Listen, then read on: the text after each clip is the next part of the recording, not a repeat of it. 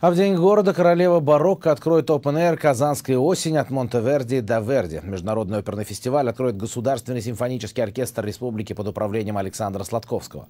Главной же героиней праздника станет немецкая оперная дива Симона Кермес. Сегодня она прибыла в столицу и первым делом посетила Казанскую ратушу и встретилась с мэром города. Как прошла встреча и какие вопросы обсудил Эльсур Медшин с оперной певицей, знает Диана Богомолова. Экстравагантная не только на сцене, но и в жизни Симона Кермес сразу же сразила журналистов. Оперная дива сочетает в себе несочетаемое – мягкость и женственность, приправленная нотками хардкора. Так же, как и в музыке. Старинные мелодии, исполненные энергией рок-музыканта. Гостиница.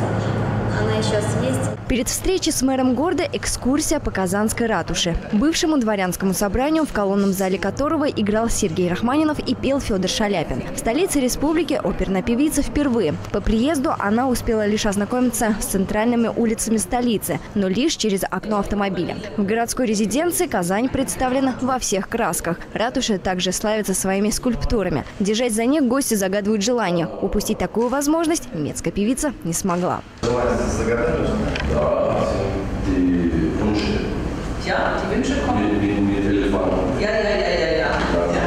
Берлинская певица с мэром города говорили о столице культурной. Эльсур Медшин поделился надеждой на строительство в Казани большого концертного зала «Пятитысячника», который мог бы стать своеобразным культурным магнитом для всего Поволжья, где почетным гостем могла бы быть королева барокко.